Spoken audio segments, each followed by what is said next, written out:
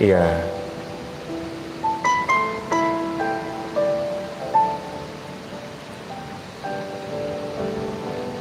Iya. Salam sejahtera, saudara-saudara, di dalam kasih Tuhan yang penuh rahmat, Tuhan Yesus Kristus memberkahi setiap pemirsa YouTube yang menyaksikan tayangan ini sekarang.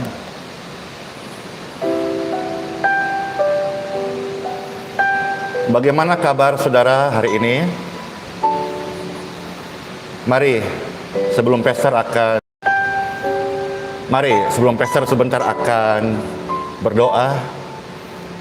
Kita memuji Tuhan, mempersembahkan hidup kita kepadanya. Tuhan Yesus, penguasa hidup kita.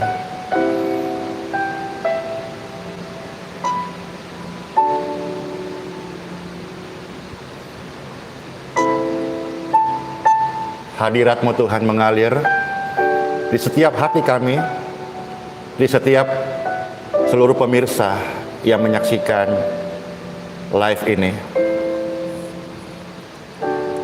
Aku memuji-Mu, kami menyembah-Mu,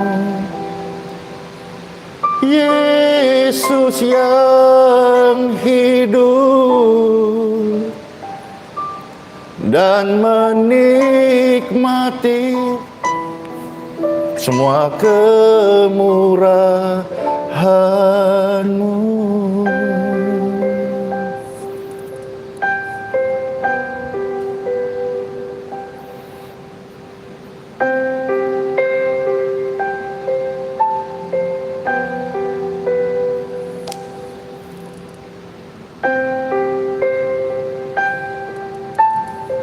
Mengalir kasih yang menyembuhkan di setiap pemirsa.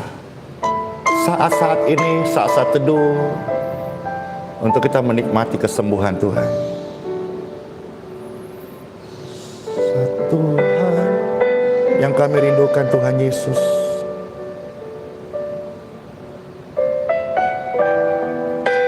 Menikmati hadirat-Mu yang suci, ada ketenangan.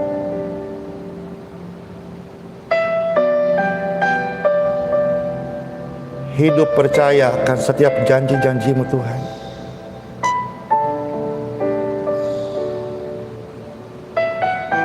Namun yang kami percaya, sekalipun ada masalah menghimpit kami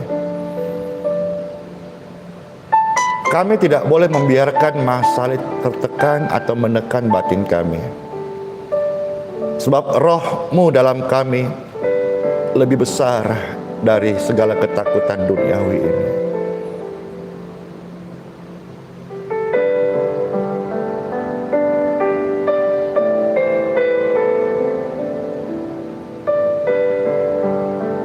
Amin. Ya, puji Tuhan banget ya.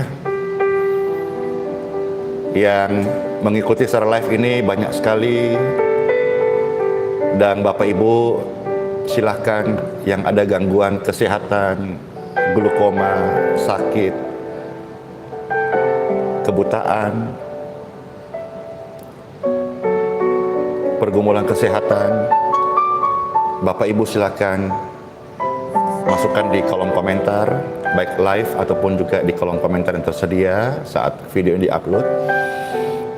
Pelayanan ini hadir untuk menjadi sahabat orang-orang sakit. Baik, kita mulai saja ya. Di dalam nama Bapa, Putra, dan Roh Kudus, dalam nama Tuhan Yesus Kristus, acara siaran, doa, renungan, dan kesembuhan ini kami mohonkan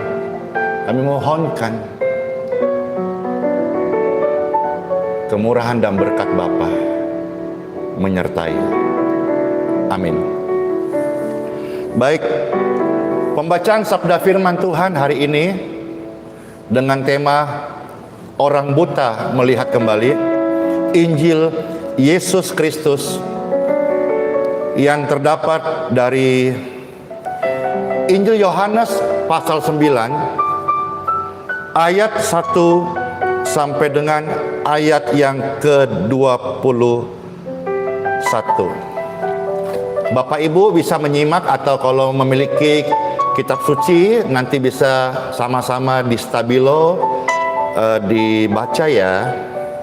Karena Injil ini adalah kekuatan Tuhan untuk menginsafkan manusia, mendidik, menguatkan, menyembuhkan, menyelamatkan, dan juga menjadi pewarta pengampunan dosa-dosa manusia. Pastor baca ya, Injil Yohanes pasal 9 ayat 1 sampai 21.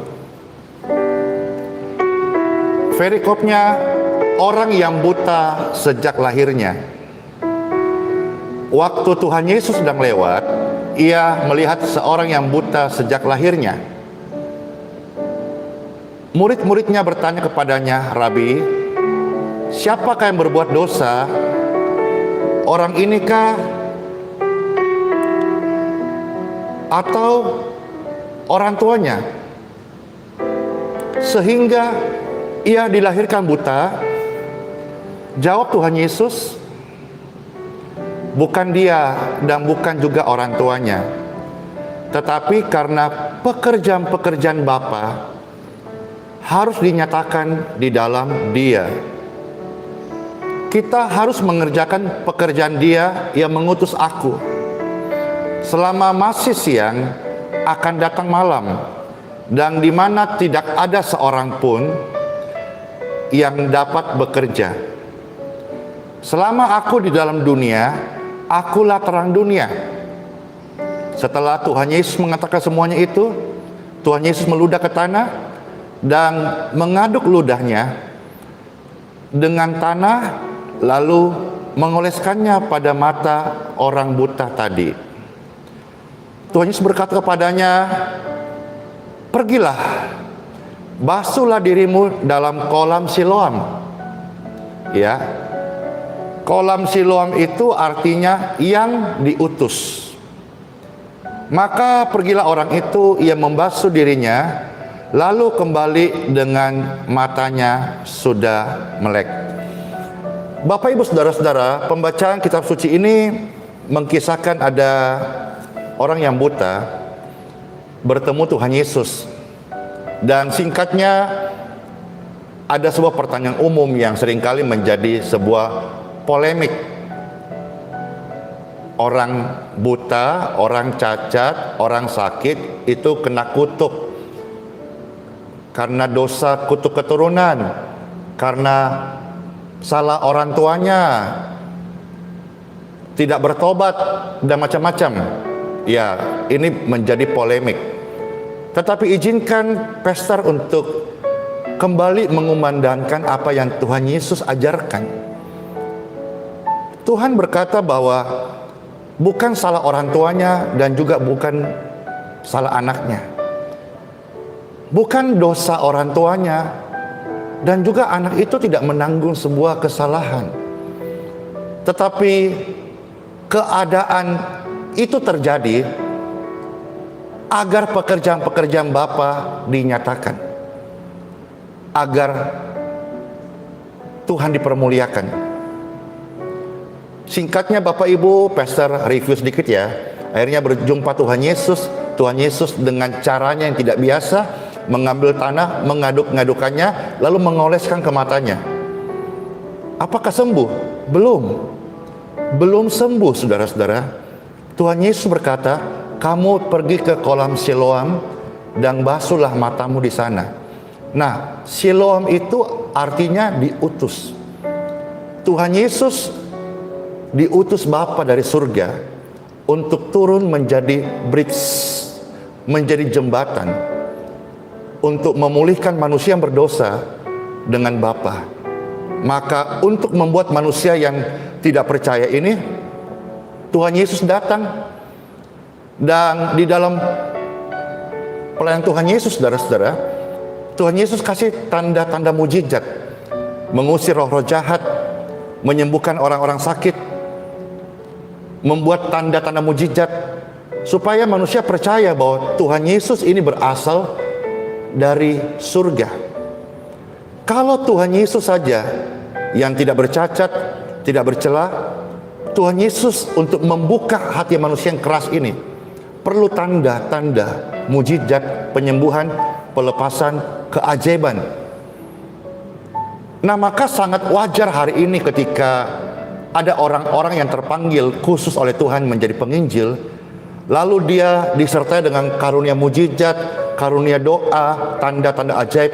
Ini sangat normal Bapak Ibu. Rasanya ini tidak aneh, karena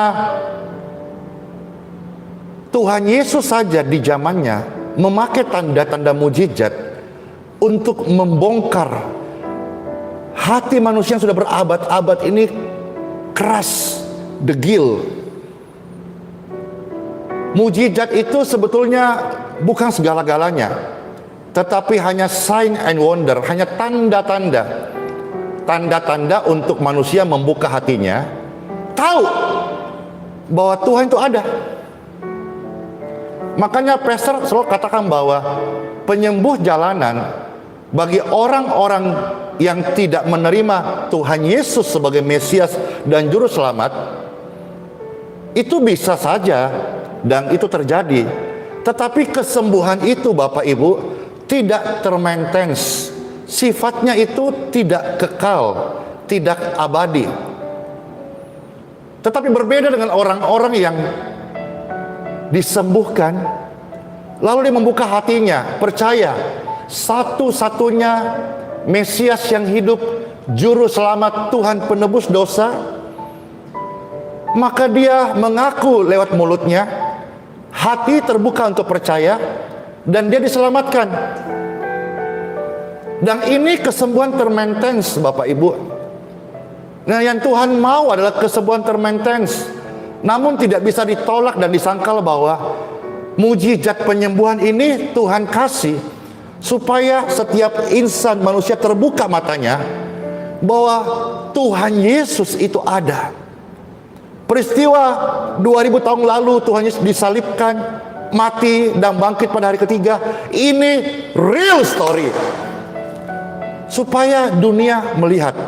Nah, mengenai setiap personality mau mempercayai Tuhan Yesus sebagai satu-satunya juru selamat dalam hidupnya, itu adalah choice, itu adalah pilihan. Tetapi paling tidak Tuhan berkata, kalau kamu tidak percaya, aku ini datang dari surga. Yohanes 14 ketika bicara dengan Filipus dengan murid-muridnya, mereka bertanya, di manakah Bapa? Tuhan Yesus mendowngrade dirinya dengan berkata kepada murid-muridnya, sekalipun murid-muridnya, tetapi tidak semua lantas menjadi percaya tentang keilahian Tuhan Yesus. Maka Tuhan Yesus mencoba untuk mendowngrade. Tuhan berkata begini, kalau kalian tidak percaya bahwa akulah Bapa, kamu melihat aku, kamu melihat Bapa, Bapa di dalam aku, kata Tuhan Yesus. Oke, aku ngerti. Mungkin kamu sulit mengerti hal ini, tapi paling tidak lihatlah pekerjaan-pekerjaan Bapa yang aku lakukan. Tuhan Yesus saja mencoba mendowngrade dirinya supaya murid-murid bisa mengerti bahwa Tuhan itu ada, dan Tuhan itu di surga, dan Tuhan memperkenalkan bahwa Tuhan di surga itu panggillah dia Bapa melalui putranya.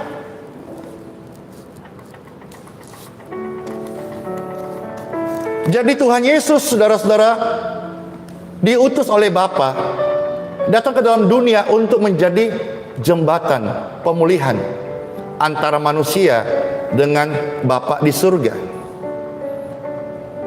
Sekarang Tuhan Yesus sudah naik ke surga. Tuhan Yesus berkata, aku tidak akan meninggalkan orang percaya yatim piatu. Tuhan Yesus memberikan Roh Kudus kepada setiap orang percaya. Maka saudara-saudara, bicara soal Yesus yang mencelikkan mata orang buta, Yesus yang menyuruh orang buta ini ke kolam Siloam yang artinya diutus, akan ada hari-hari ini Tuhan mengutus hamba-hambanya. Sebetulnya setiap hamba Tuhan ya, dengan masing-masing talenta. Kalau kita melihat Efesus pasal 4 ayat 11, ada di sana 5 jawatan. Ada guru, nabi, gembala, rasul, dan penginjil. Ini ada di zaman ini, jawatan ini bekerja dengan luar biasa. Nah, sebetulnya Tuhan sudah kasih setiap orang percaya, dan diteguhkan di dalam kitab Yoel pasal 2 ayat 28-29, bahwa di akhir zaman ini Tuhan sendiri akan mengurapi hamba-hambanya. Apakah dia termasuk orang-orang muda? Intinya orang-orang yang berani memberitakan Injil Kerajaan Surga. Tuhan Yesus sudah mengurapi. Nah, yang menjadi masalah adalah kita tidak mengerti, dan kita kurang percaya bahwa kita ini sekarang diutus oleh Tuhan. Kita ini orang percaya sudah diberikan kepenuhan Roh Kudus. Bahkan hari ini setiap gereja hampir di seluruh dunia sedang membuat peringatan hari-hari menuju Pentakosta. Sejak kemarin peristiwa merayakan kenaikan Tuhan Yesus ke surga, maka ada begitu banyak gereja, sekalipun keterbatasan ini, mereka membuat event, konten, atau doa, atau ibadah online 10 hari berpuasa, contoh, atau 10 hari menjelang hari pencurahan Roh Kudus, contoh. Nah, itu hanya memperingati, tetapi peristiwa itu sudah terjadi 2000 tahun lalu. Jadi bukan semata-mata kita akan menunggu 5-6 hari lagi baru kita penuh Roh Kudus. Sudah terjadi 2000 tahun lalu. Kita hanya memperingati. Ada sebuah monumen sejarah bahwa orang percaya dipenuhi dengan roh Pentakosta, pencurahan Roh Kudus. Dan sebetulnya Bapak Ibu, setiap orang Kristen dan Katolik, mereka tahu Roh Kudus. Mereka bisa menyebut roh yang maha suci, yang maha kudus. Dan roh yang maha kudus dan maha suci itu kita manunggal dengannya. Ini sebuah kepercayaan ilahi Bapak Ibu. Tetapi kan tidak semua orang yang berani mempraktekkan apa yang Tuhan sudah berikan. Tentu lebih mudah kita berkata-kata tentang teori doa kesembuhan. Lebih mudah kita mengkhotbahkan bahwa kisah para rasul itu bagaimana ketika mereka berani hadapi masuk pengadilan, mahkamah agama untuk nama Yesus. Tetapi apakah Anda semua mengucapkan atau mengkhotbahkan buku kisah para rasul? Anda berani menghidupi? Anda berani turun ke jalan-jalan, ke tempat-tempat orang yang belum percaya atau belum pernah mendengar Yesus Tuhan dan Juru Selamat? Apa Anda berani? Nah, di sini persoalannya. Kuasa Tuhan sudah berikan. Saya berdoa hidupku jadi Siloam, hidup Anda jadi Siloam, dimanapun Anda berada. Ini masuk juga dari Sarawak, Sabah, Malaysia ya. Saya berdoa, ini sebetulnya bukan pemberian pastor, tapi Tuhan yang berikan. Pastor hanya mengingatkan. Engkau Siloam, engkau diutus oleh Tuhan, dan Tuhan sudah kasih engkau kekuatan penuh. Dalam bahasa kita, kuasa, power, dunamis, exousia. Itu pemberian Tuhan. Nah, tetapi untuk melakukan, di sini Anda butuh tekad, nekat, keberanian yang tidak biasa. So, kuasa mujizat Injil tidak bisa bekerja dengan maksimal kalau kita masih tawar-tawar dengan gengsi, dengan berhikmat dong. Kalau ini semua berhikmat dan gengsi, para rasul tidak mati dengan kondisi yang mengenaskan. Kalau semua berhikmat dan gengsi, hari ini Injil tidak sampai ke Asia. Memang ada bagian-bagian kita natural, kita takut. Tapi dalam ketakutanlah kuasa Roh Kudus menjadi nyata. Pastor sedang berbicara ini bukan untuk jemaat. Pastor sedang mengajak Bapak Ibu, para penginjil-penginjil, baik di Indonesia, di luar Indonesia. Mari, saudara dan saya sudah memiliki Roh Kudus dan kita khotbahkan setiap hari. Amin. Yesus berkata, mana lebih mudah? Orang lumpuh bangkit dan berjalan, atau dosamu sudah diampuni? Ikutlah Yesus. Jangan kita ada di zona nyaman. Pastor mendapat rema ini bahwa kita hari ini yang penuh Roh Kudus, rumah Roh Kudus, kita diutus untuk menjadi pendoa. At least paling simple pendoa. Mau engkau penginjil, engkau guru, engkau gembala, engkau rasul, engkau nabi, ini tidak bisa kita sangkal. Yang paling dasar, semua dari 5 jawatan itu pasti harus ada hubungan doa. Pastor lanjut dulu ya.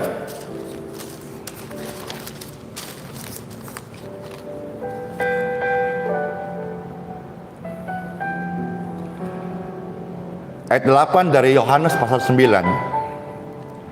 Tetapi tetangga-tetangganya ketika tahu bahwa orang buta itu sudah melek, ketika dia mendengar firman Tuhan dan dia membasuh matanya di kolam Siloam, yang artinya diutus. Saya udah jelaskan tadi bahwa akan ada orang-orang yang Tuhan utus untuk mendoakan Anda. Pastor bahagia bersyukur banget channel ini maupun juga grup IBM ya di WhatsApp dan Telegram itu sudah menjadi sebuah sarana kolam Siloam. Banyak orang-orang disembuhkan setiap hari lewat channel ini. Pastor terima kasih kepada YouTube ya, tim YouTube. Setiap live gini ada begitu banyak kesaksian orang-orang disembuhkan. Anda mesti tahu dan Anda mesti terima bahwa ini pasti bukan kuasa Andi Simon, tapi ada kuasa Injil yang bekerja dengan iman yang Pastor ajarkan, iman Bapak Ibu ya. Tetapi ketika orang buta itu sudah melek, ada tetangga-tetangganya yang dulu mengenalnya sebagai pengemis berkata, bukankah dia ini yang selalu mengemis?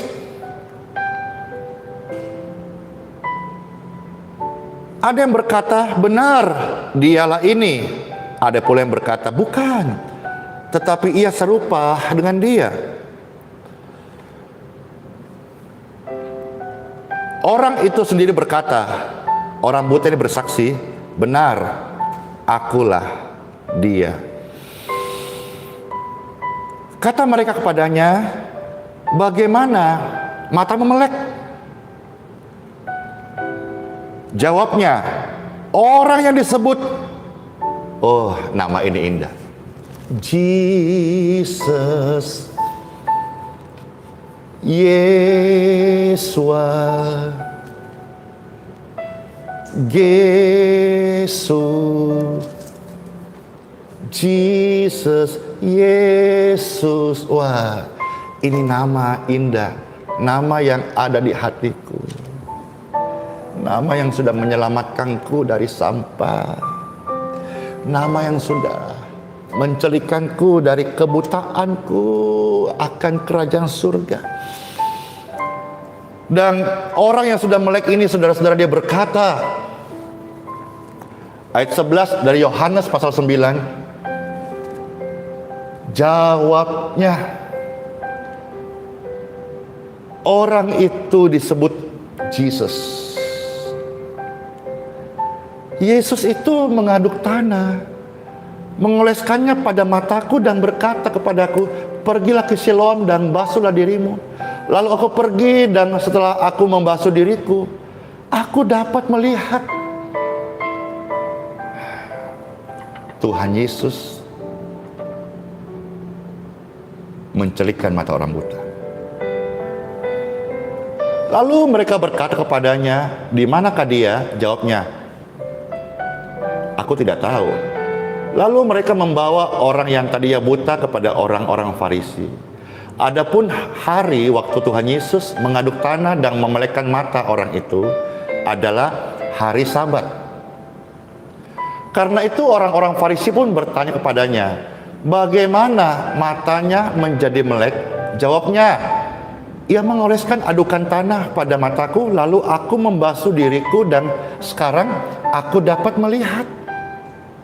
Maka kata sebagian orang-orang Farisi itu, "Orang ini tidak datang dari Tuhan, dari Bapa, sebab ia tidak memelihara hari Sabat."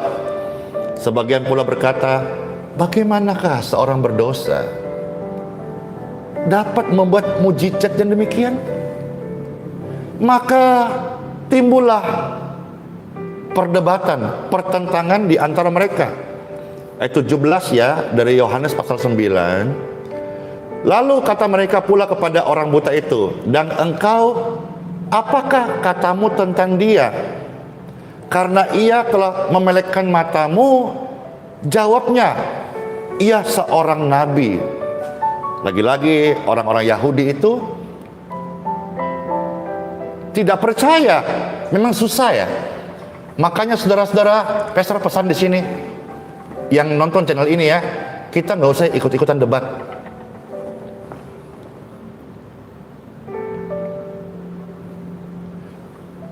Orang ya, kalau tidak percaya, kita mau sajikan apapun juga tidak akan percaya. Kecuali mereka mengalami sebuah peristiwa, disebut pengalaman hidup, disebut sekolah kehidupan. Dan sekolah kehidupan itu jawabannya hanya ya tadi itu yang mereka tidak mau. Ya yang tadi itu yang mereka tadi sangkalin. Mana ada lagi hari ini kuasa kesembuhan ilahi. Oke. You tidak percaya tidak apa-apa. Tapi yang sudah-sudah saya mengalami dan saya melihat, ya meskipun pengalaman ini bukan tanda kebenaran ya, tetapi ada begitu banyak orang-orang yang akhirnya mengalami sebuah peristiwa dan akhirnya meminta doa. Ya tentu pastor datang membawa damai, tidak membawa palu godam, juga nggak membawa penghakiman. Karena saat-saat lemah itu kita nggak boleh hakimi, kita kuatkan. Tapi Anda yang mendengar ini, pastor ajar.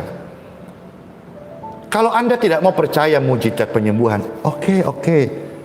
Tidak usah, tidak apa-apa.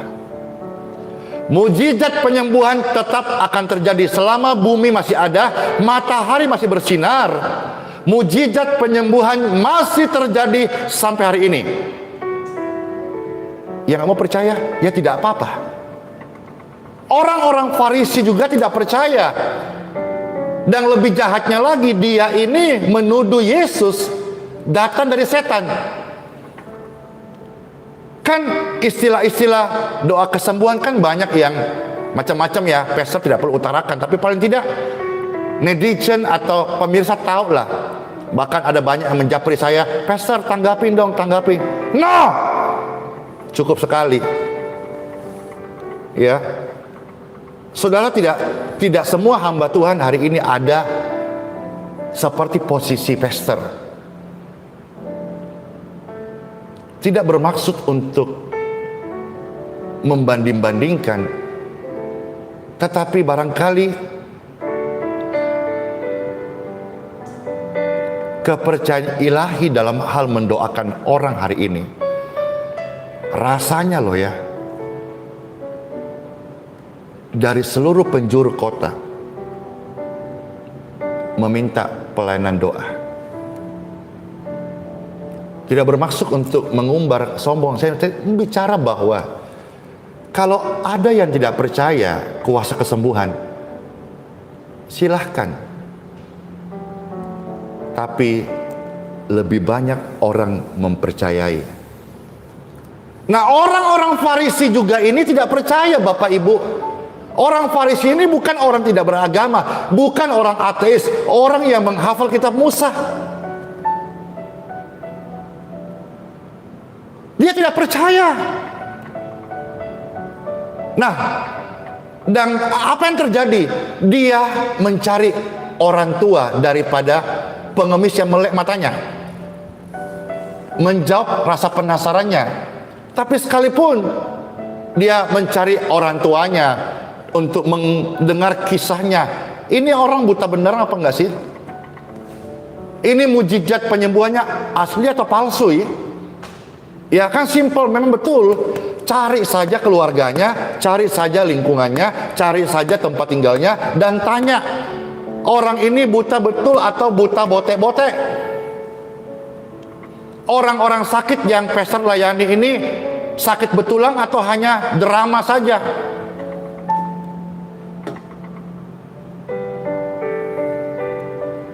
Ayat 19 ya, dari Yohanes pasal 9. Dan ketika mereka bertemu dengan orang tuanya, orang Farisi bertanya, "Ini kan anakmu?" "Ya." "Kamu kan katakan, ini anakmu?" "Ya." "Kamu kan bilang, dia buta?" "Ya." "Nah, sejak kapan dia buta?" Jawab orang tuanya, "Dia memang lahir sudah buta." Wah, jadi ini buta bukan karena glaukoma. Dia buta bukan karena diabetes yang gula darah tinggi. Dia buta tidak karena katarak. Dengarkan baik-baik, Bapak Ibu Saudara yang saya kasihi. Kalau yang buta saja sejak lahir, ini cacat. Buta bawaan lahir, Tuhan Yesus bisa sembuhkan. Anda coba bayangkan sebentar, buta sejak lahir, ini artinya dia tidak punya bola mata, tidak punya saraf mata, tidak punya retina mata. Yesus bisa sembuhkan, melekkan matanya.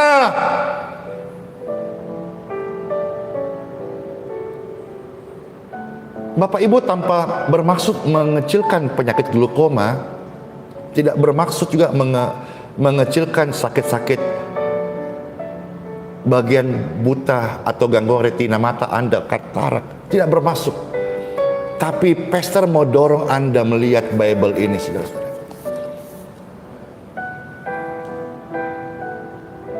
Orang yang buta sejak lahirnya, melek, Bapak Ibu, melihat orang tuanya menjadi saksi, memang anak saya lahir itu buta. Saya saksinya dia buta. Ayat 21 ya, dari Yohanes pasal 9. Tetapi perihal bagaimana sekarang ia dapat melihat, kami tidak tahu. Dan mengenai siapa yang memelekkan mata, sebetulnya lebih tepat menciptakan matanya yang tidak ada itu, kami juga tidak tahu. Silahkan tanyakanlah padanya sendiri, sebab ia sudah dewasa dan ia dapat berkata-kata sendiri. Demikianlah pembacaan sabda firman Tuhan. Bapak Ibu sebagian yang nonton ini, ada yang anaknya lahir dalam usia beberapa bulan gangguan di sekitar mata, atau ada anak bayi yang orang tuanya sudah nonton ini bengkak jantungnya, atau ada orang-orang yang anaknya lahir autis,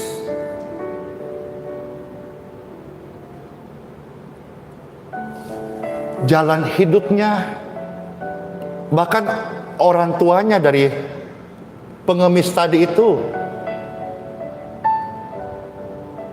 dia pun tidak tahu di usia berapa anak yang buta itu bertemu kesembuhannya. Tetapi bagi Yesus, siapapun yang datang kepadanya dapat disembuhkannya. Secara simpel saja,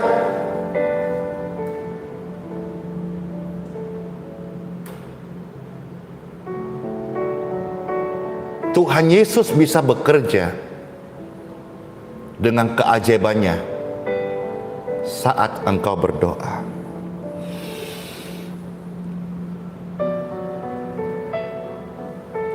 Bagaimana firman Tuhan?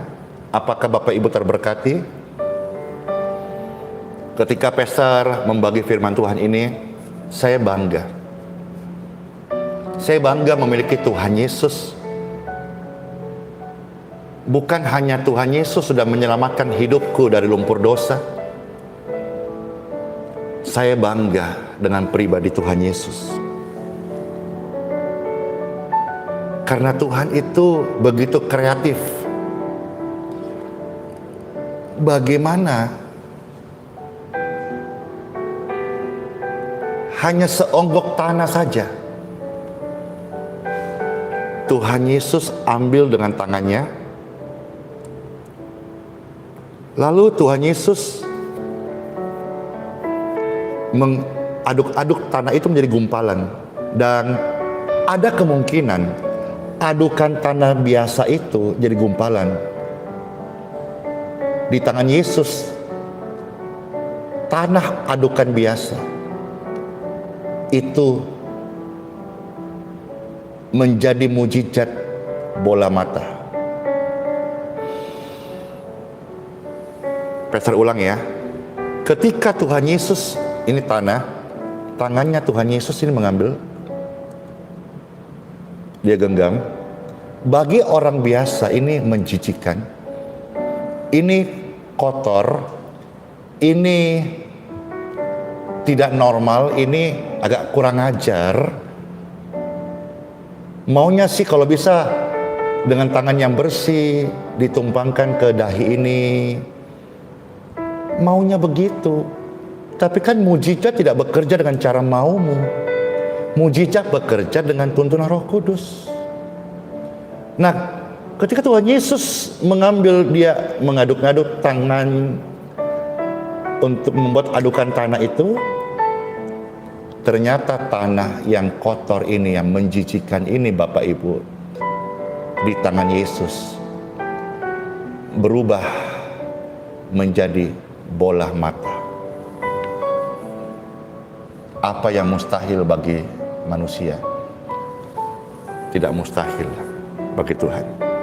Apakah Anda percaya? Apakah Anda percaya firman Tuhan adalah bagi kita semua? Damai sejahtera bagi setiap Bapak Ibu. Tuhan Yesus memberkati setiap pemirsa. Ingat, jangan ucapkan kata-kata kutuk buat anakmu. Jangan ucapkan kata-kata kutuk untuk hidupmu. Jangan juga ucapkan kata-kata kutuk untuk lawan-lawanmu. Jangan ucapkan kata-kata kutuk untuk negerimu. Tetapi berkatilah, sebab di tangan Yesus segala yang rusak bisa disembuhkan, bisa dipulihkan. Jangan kutuki orang-orang yang menghina kita. Berkatilah mereka. Dengan kita memberkati mereka, saat engkau memberkati mereka seperti ini, maka akan ada bara api di atas kepala orang-orang jahat. Karena ketika ada orang yang berani menghujat Tuhan, maka tugasnya memberkati. Dan saat orang benar memberkati orang-orang jahat, bara api saat ini sedang ada di atas kepala mereka. Let's pray. Sabda firman Tuhan adalah kehidupan kami. Terima kasih Tuhan Yesus atas firman.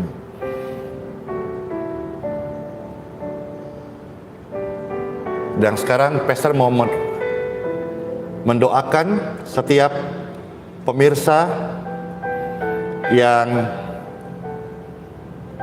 menyaksikan tayangan ini,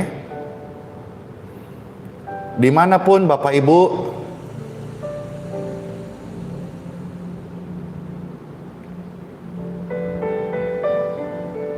berada saat ini. Saya berdoa demi kemurahan Tuhan Yesus. Saat ini aliran kesembuhan mengalir ke setiap tangan-tangan mereka yang percaya.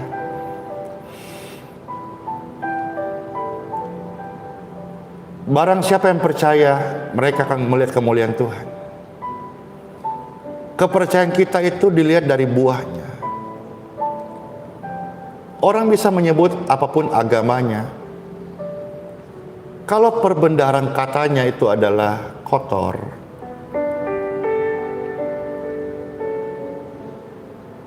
itu mencerminkan siapa dia sebenarnya.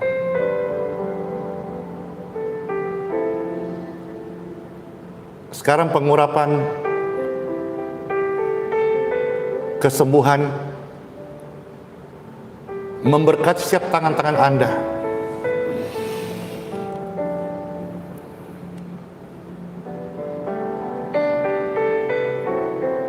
Bapak Ibu sekalian, silakan saat ini tumpangkan tangan di tubuh Anda yang sedang sakit. Apakah ada gangguan di mata, gangguan di dada sekitar paru-paru, atau anak Anda yang ada gangguan di jantungnya, atau orang-orang yang habis pasca operasi pembuluh darah di otak. Bagi Bapak Ibu yang menyaksikan video ini sedang terbaring di rumah sakit, diinfus, kalau engkau sendiri bisa tangan yang free untuk taruh di bagian yang sakit. Kalau ada keluarga yang menemani di rumah sakit,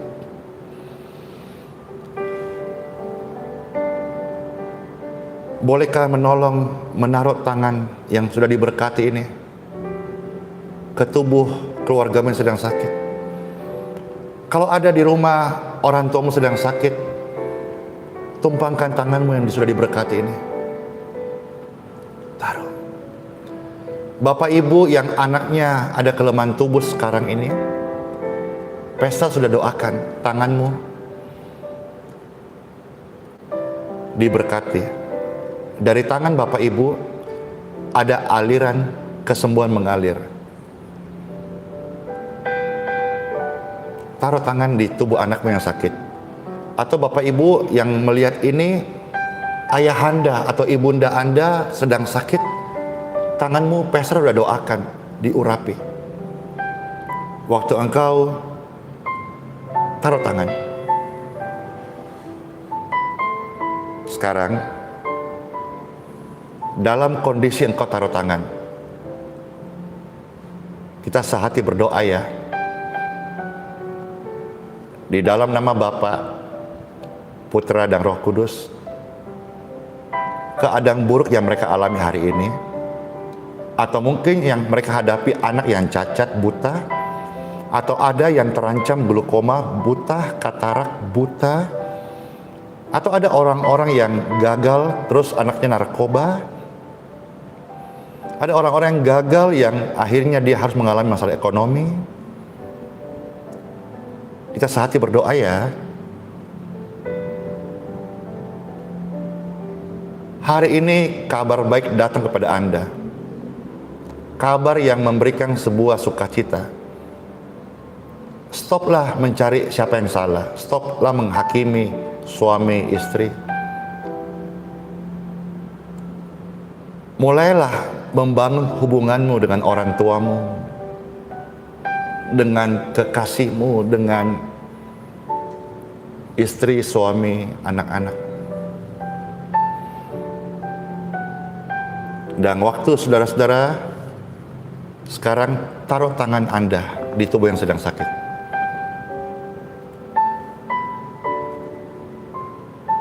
Ketika saya bicara seperti ini, ada roh-roh kegelapan yang mencoba mengganggu konsentrasi Anda, yang mengganggu hati Anda. Tidak usah digubris itu, karena memang iblis itu adalah pengacau. Tapi saya mau perintahkan, setiap roh pengacau, roh kegelapan, roh penyakit, roh setan, dengar perintah saya. Saya perintahkan setiap roh kelemahan, roh putus asa, roh ketakutan, roh bakteri, virus. Dengar perintah saya. Go in Jesus name. Tempat di mana suara doa yang terdengar, ada hadirat Tuhan yang suci, yang kudus, yang agung, yang mulia. Tubuh yang atasnya mereka tumpangkan tangan, tangan mereka diurapi. Dan demi kemurahan Tuhan, saya melepaskan di dalam nama Tuhan Yesus Kristus. You ready for your deliverance? Ready for your healing? Touch in Jesus name. Be healed, be free, and be clear. Ini adalah doa. Berbahagialah orang yang percaya. Saya tahu sebagian menyaksikan ini tertawa, mengejek, menghina. Engkau sedang berurusan dengan Sang Firman yang hidup. Saya tidak berbicara dengan yang lain. Saya berbicara dengan orang-orang yang terikat roh kegelapan. Kedegilan hatimu saat ini. In Jesus name.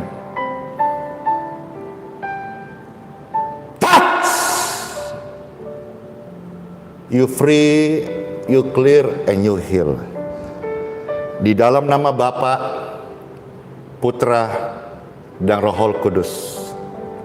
Amin. Bapak Ibu yang ada gangguan di seputar sini, tarik nafasmu sekarang. Dan tiba-tiba satu badan Anda dipenuhi oleh hadirat roh yang menyembuhkan. Yang gangguan di mata, be healed in Jesus name. Anda cek, Anda cek, Anda cek.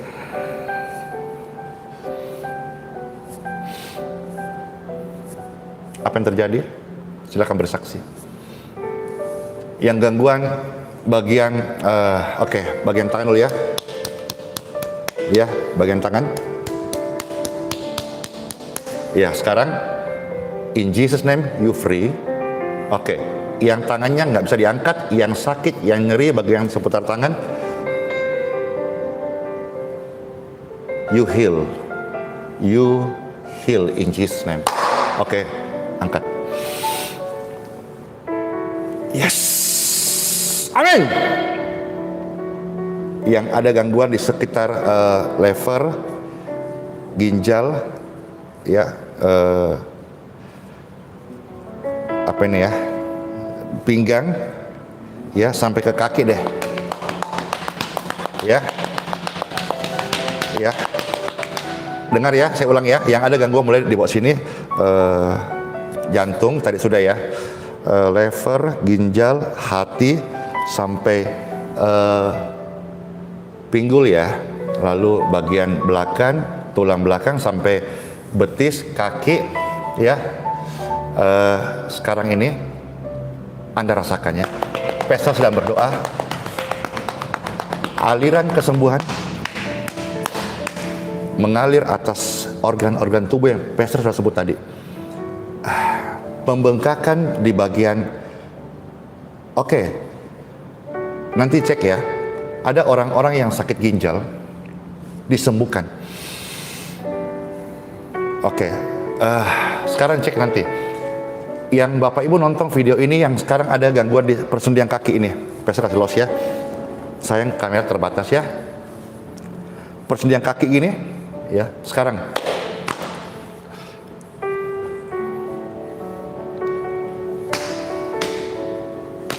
Oke, Anda cek sekarang, Anda sudah free. Yang gangguan di kaki, encok pegelino, Anda berdiri sekarang, berdiri. You free, you free, you free. Dan lihat, Pastor goyang kepala ini ya.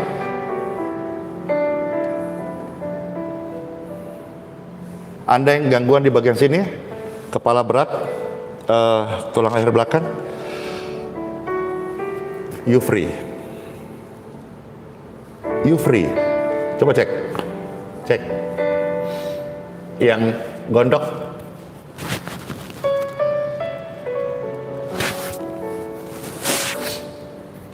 Touch. In Jesus name. Gondok berhenti. Oke. Yang gangguan di retina. Ya. Retina mata ya. Mana sini ya.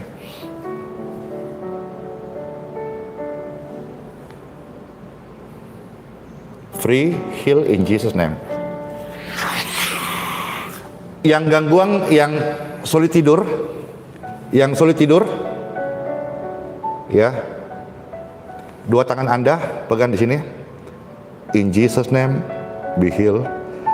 Ini adalah malam terindahmu, malam pertama engkau tidur tanpa obat-obatan, dan tidurmu sangat pulas, diurapi malam ini, dan engkau akan mengalami pemulihan kesehatan in Jesus name.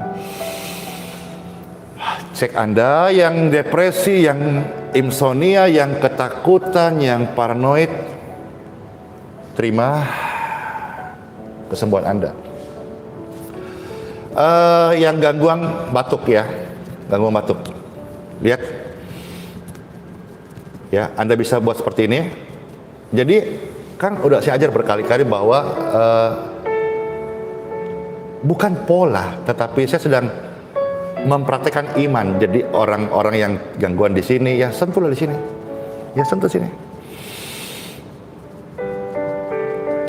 Touch. In Jesus name.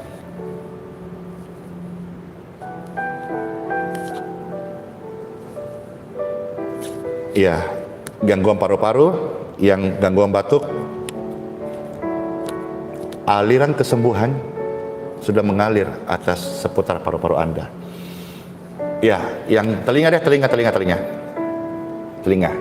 Ya, kalau yang dengung atau yang sakit atau yang gangguan di gendang telinganya, ya, nanti habis ini Pastor berdoa untuk lambung ya, lambung. Nah, telinga dulu, telinga. Ya, tangan Anda begini. Ya.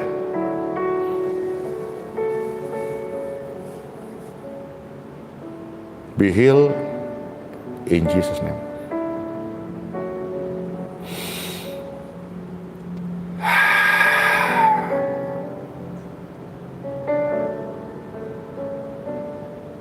Telinga.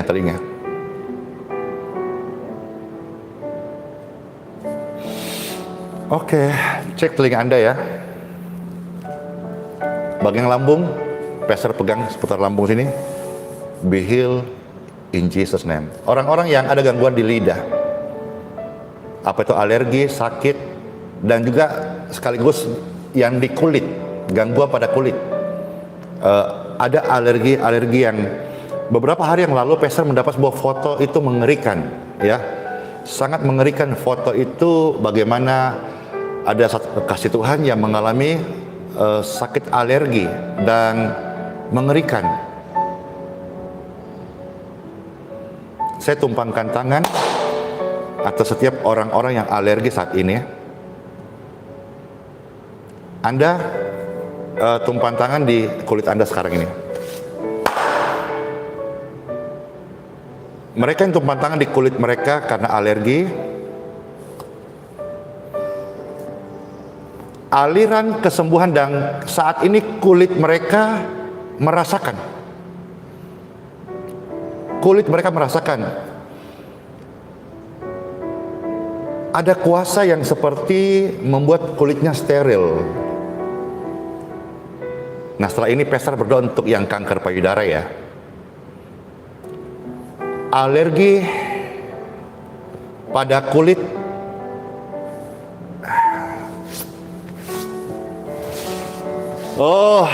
waktu Pastor gini Anda mungkin susah mengerti, ya. Tapi waktu Pastor begini, seperti badan saya ini dipenuhi oleh apa ya, ada sebuah aliran listrik yang maka orang-orang yang alergi pada seluruh kulitnya, terima kesembuhanmu in Jesus name.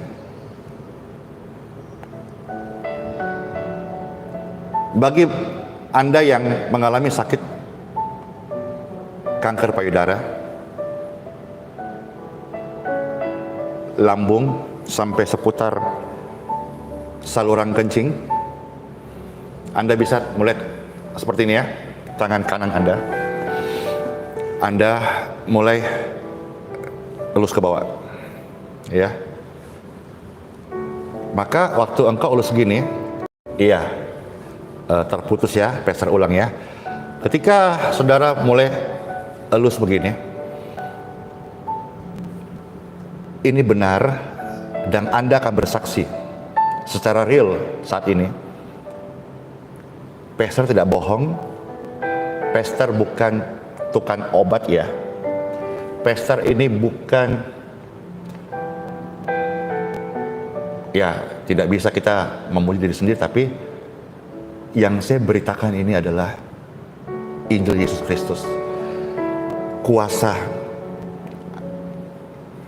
menyembuhkan. Dalam nama Yesus, Anda sekarang pegang mulai dada Anda turun seputar kanker payudara, seputar lambung Anda sampai saluran kencing Anda. Anda akan merasakan ada kuasa yang menjamah. Bahkan beberapa Anda akan bergetar karena aliran kesembuhan itu menjamah. Silakan.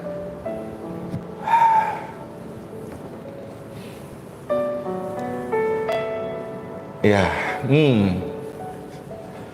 Jadi seputar kanker payudara, aliran kesembuhan mengalir seputar lambung, aliran kesembuhan Anda rasakan, kan?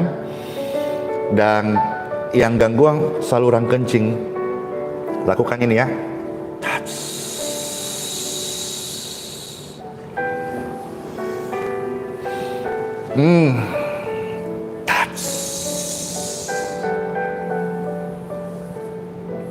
In Jesus name.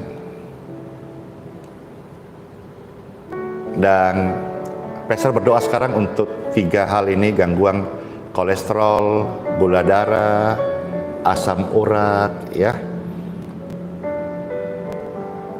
Setelah engkau terima keajaiban seperti Pastor kemarin, ya, dari kolesterol 220, itu kan kita salah makan tanpa kontrol. Tapi Tuhan menolongku lewat doa. Saya tumpang tangan dan Bapak Ibu lihat videonya, ya, yang sudah di-share, itu akhirnya menjadi di bawah 200. Nah, selanjutnya setelah ini Bapak Ibu tolong jaga hidup, jaga makan. Apalagi saudara-saudara kita ini kemarin kan banyak dapat kiriman nih, mungkin dapat kiriman ketupat, buras ya dari saudara-saudara kita yang merayakan hari suci Idul Fitri gitu. Nah, kita harus imbangi ya. Jadi saya berdoa setiap pemirsa yang ada gangguan kolesterol, gula darah, dan asam urat, sebagaimana Tuhan Yesus sudah menyembuhkan saya hanya memberitahu kepada saudara-saudara sekalian bahwa in Jesus name, kesembuhan atas gula darahmu, kolesterolmu, dan asam uratmu mengalir aliran kesembuhan. Touch. In Jesus name. Pastor berdoa bagi Bapak Ibu yang orang-orang muda sudah menikah ya, dan sudah merindukan keturunan tapi sampai hari ini belum. Kalau engkau melihat video ini, sebaiknya kalau tidak bersama suami nanti diputar ulang ya, di uploadnya. Suami istri boleh gandengan tangan ya. Sudah, Pastor berdoa untuk pasangan-pasangan yang merindukan anak. Dengarkan ya. Dalam minggu ini lakukan hubungan suami istri kalian, dan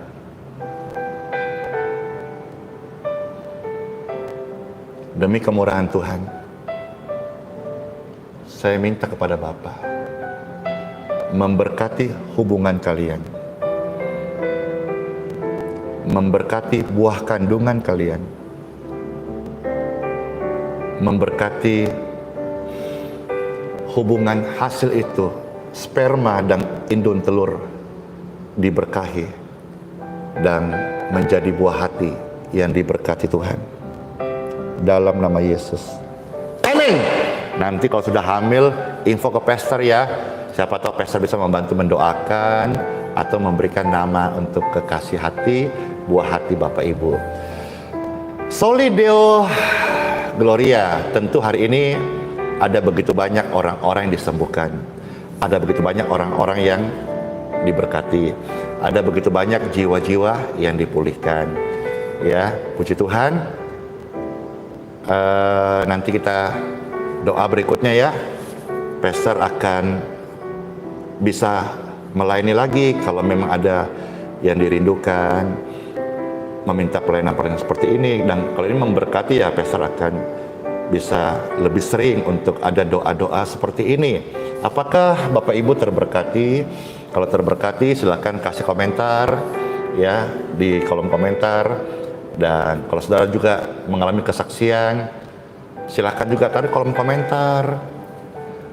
Dan juga bisa ceritalah kepada orang-orang bahwa Tuhan Yesus itu sungguh luar biasa. Nama Andi Simon mah nggak perlu diucapkan.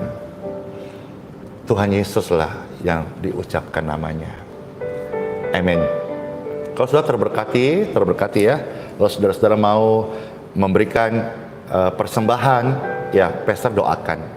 Niat baikmu, persembahanmu itu berikanlah, taburlah kepada orang-orang yang miskin, ya, kepada orang-orang yang membutuhkan.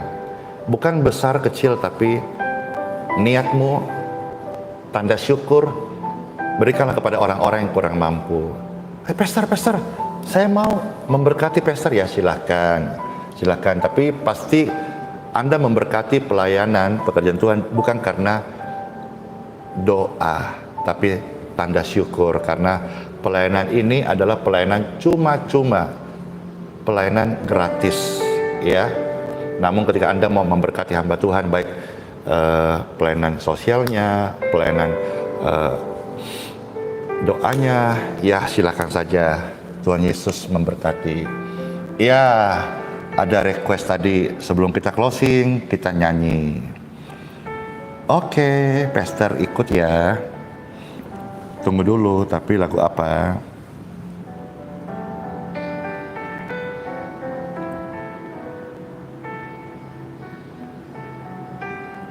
Oke, gimana kalau kita nyanyi lagunya Waktu Tuhan? Ya. Waktu Tuhan ini, Pastor harap nyanyi ini tidak kena klaim hak cipta. Karena kadang-kadang suka gitu deh, kita nyanyi-nyanyi gini dikenain klaim hak cipta dan itu kan kurang oke. Tapi is oke lah sudah, kita kan pelayanan, jadi kita jaga kemurnian hati kita. Baik, kita nyanyi yuk satu lagu yuk, Waktu Tuhan.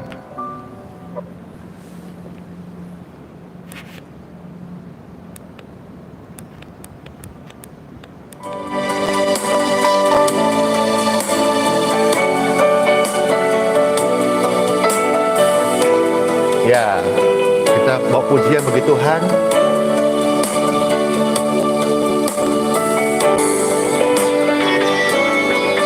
Waktu Tuhan Yesus adalah waktu yang terbaik.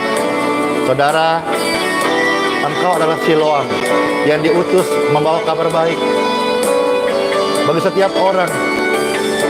Amin. Waktu Tuhan pasti yang terbaik, walau kadang tak mudah dimengerti. Lewati cobaan, ku tetap percaya waktu Tuhan pasti yang terbaik.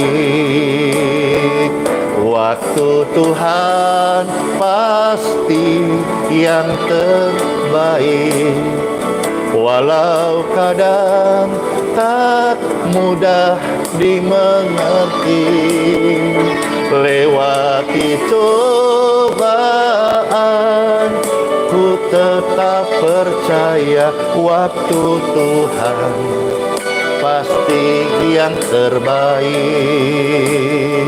Lewati cobaan, kita tetap percaya waktu Tuhan pasti yang terbaik. Lewati cobaan,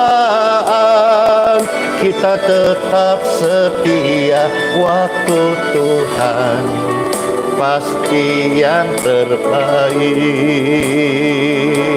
Waktu Tuhan pasti yang terbaik.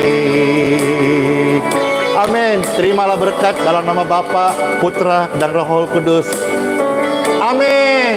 Amin. Amin. Amin.